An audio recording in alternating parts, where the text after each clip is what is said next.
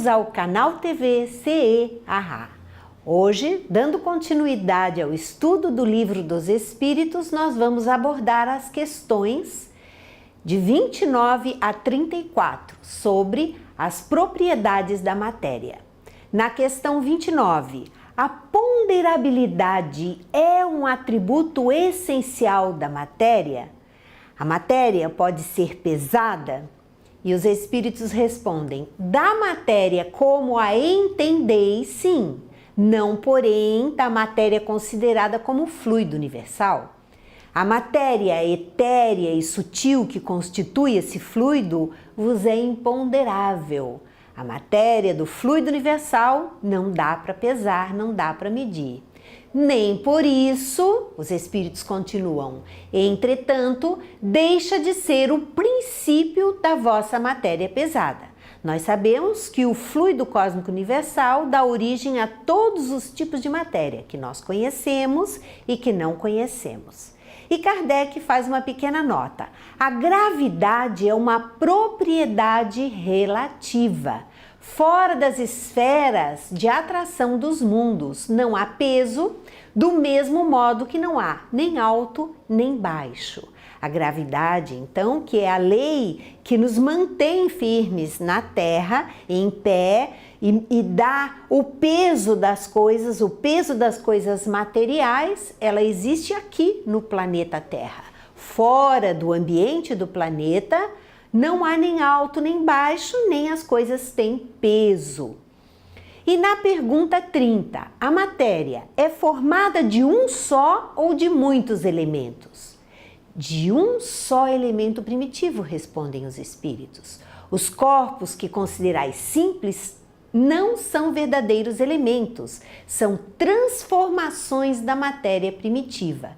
Então, os átomos, sabemos que os átomos eles se ligam e formam as moléculas. As moléculas vão formar os órgãos, que vão formar os tecidos, que vão formar todo o sistema do corpo humano e do mundo material. Mas estes elementos não são os elementos primitivos, dizem-nos os espíritos. E na pergunta 31, de onde se originam as diversas propriedades da matéria? São modificações que as moléculas elementares sofrem por efeito da sua união em certas circunstâncias.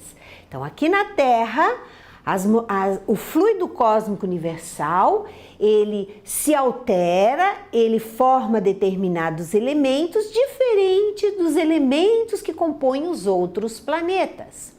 E aqui nós temos, então, a matéria, como nós a conhecemos.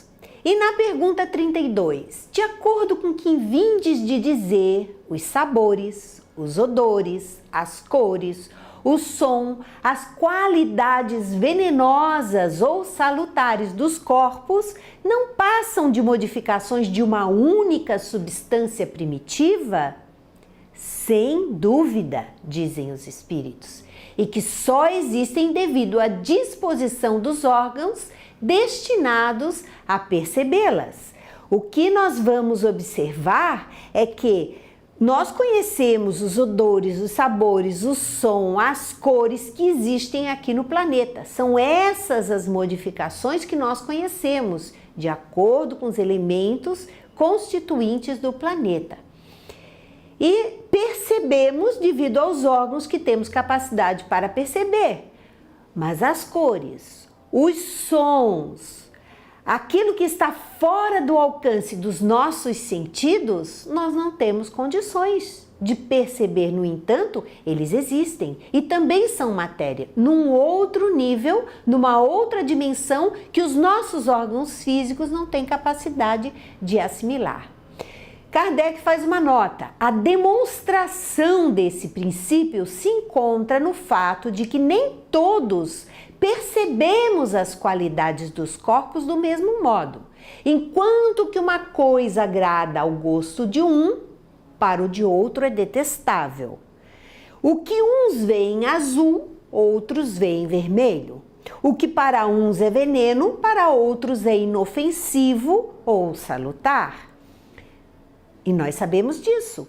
Quantas vezes um chá, um simples chá, faz mal para uma pessoa e age como se fosse um veneno, e para outras pessoas faz muito bem, dependendo da sua constituição física, da sua sensibilidade, da sua alergia, enfim. Nós sabemos que dependendo da pessoa, ela vai receber de uma forma diferente os mesmos elementos que constituem o nosso planeta.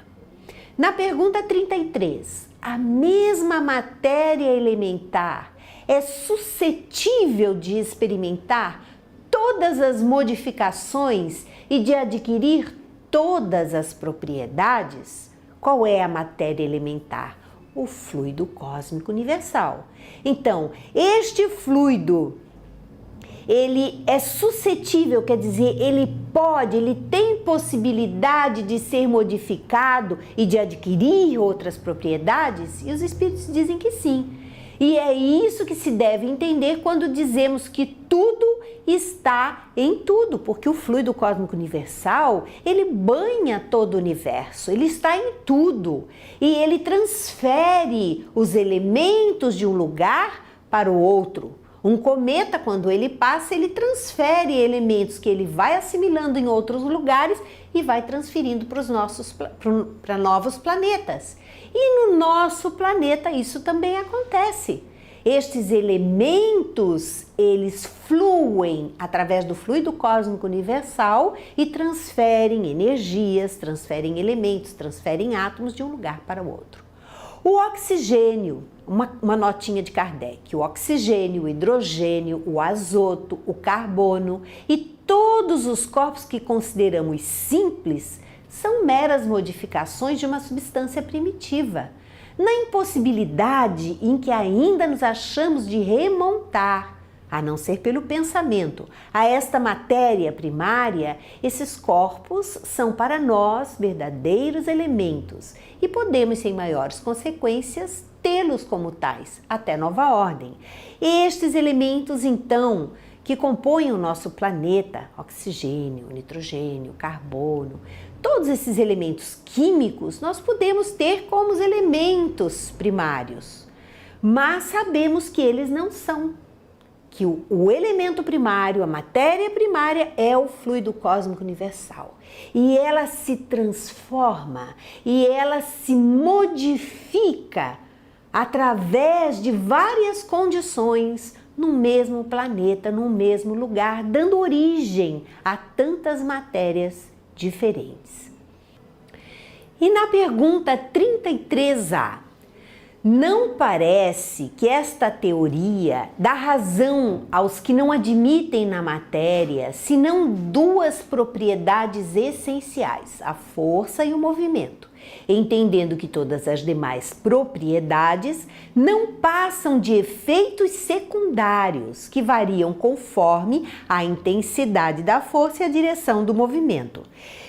Kardec, ele quer saber um pouco mais sobre a matéria elementar, como ela se forma, como ela se modifica, e ele tenta fazer uma comparação com a matéria que nós conhecemos. Então, os espíritos vão responder a ele. É acertada essa opinião, falta somente acrescentar, e conforme a disposição das moléculas, como mostra, por exemplo, um corpo opaco que pode tornar-se transparente e vice-versa. E a matéria, os espíritos explicam que ela se transforma sim, pela força, pelo movimento e pela disposição das moléculas. As moléculas, como nós sabemos, são formadas pela ligação dos átomos e assim elas vão se modificando. Um exemplo que a gente tem bem claro é a água. A água, que tem 2 átomos de hidrogênio e 1 de oxigênio, se for acrescentado 1 átomo de oxigênio, vai ficar H2O2, aí vira água oxigenada e aí ela é corrosiva. Essas pequenas transformações que nós teríamos que entender, estudar um pouquinho mais de química para podermos visualizar melhor essa questão. Na pergunta 34, as moléculas têm forma determinada? E os espíritos respondem, certamente, as moléculas têm uma forma, porém não sois capazes de apreciá-la. E nós hoje temos um grande avanço científico que nos ajuda a entender um pouco mais as moléculas, os átomos, a forma como eles se apresentam. E estudando um pouquinho mais essa área, nós vamos conseguir visualizar melhor. Essa forma é constante ou variável? Essa forma das moléculas, ela fica sempre a mesma ou ela varia? E os espíritos respondem: constante é das moléculas elementares primitivas. Então, essas moléculas primitivas que compõem o fluido cósmico universal são constantes, porque ela é a matéria primária.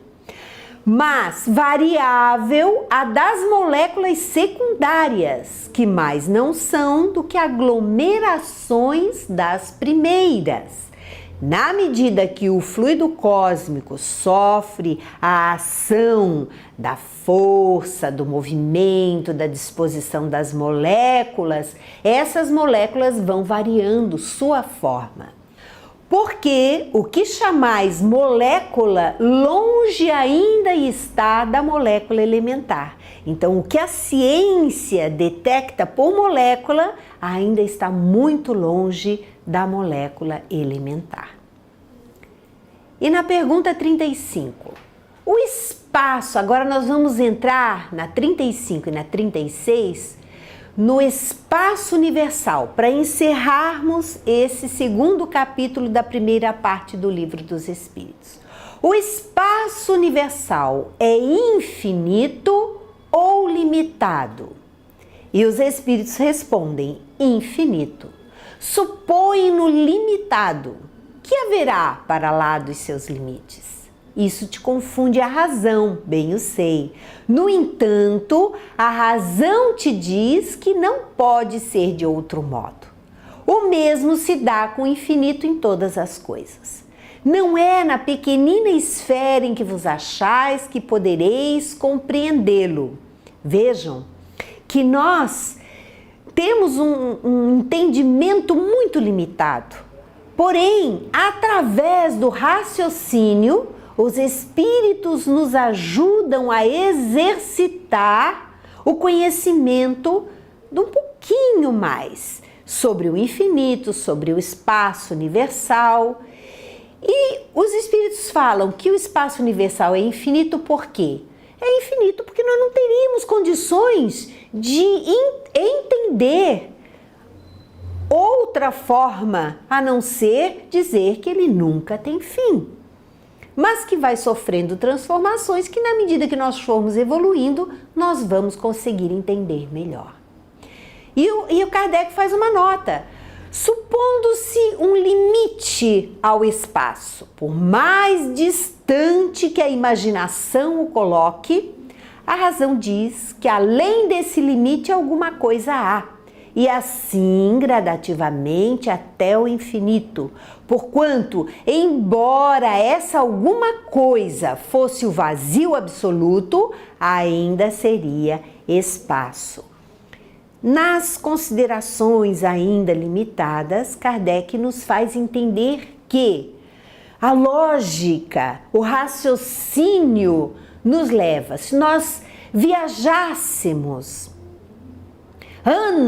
anos, milhares de anos e passássemos por milhares de galáxias, o que aconteceria? Chegaríamos ao fim? Não teria lógica chegarmos ao fim. Se chegássemos ao fim, o que existiria além desse fim?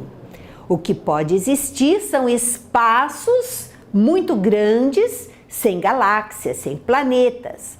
Mas na nossa limitação, ainda não temos condições de entender isso.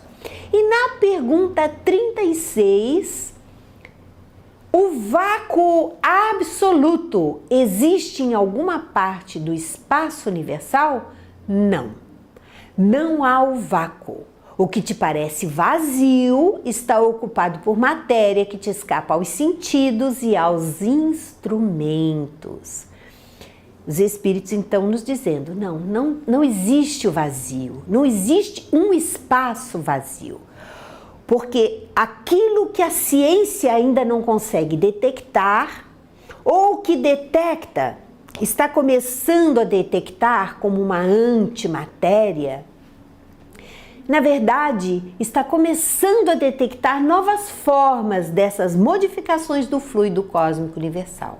Mas o fluido cósmico universal em si ainda não foi, a ciência ainda não conseguiu detectá-lo e estudá-lo. Assim, nós encerramos os estudos de hoje sobre as propriedades da matéria e o espaço universal, encerrando o segundo capítulo e lembrando que este segundo capítulo da primeira parte do Livro dos Espíritos, ele vai ter um desdobramento bastante interessante no sexto capítulo da Gênese, Uranografia Geral. Convido a todos para lerem a Gênese, para lerem esse capítulo, porque é muito interessante que façamos esse acompanhamento da outra obra básica da Gênese. E assim nós damos por encerrado e até o próximo encontro.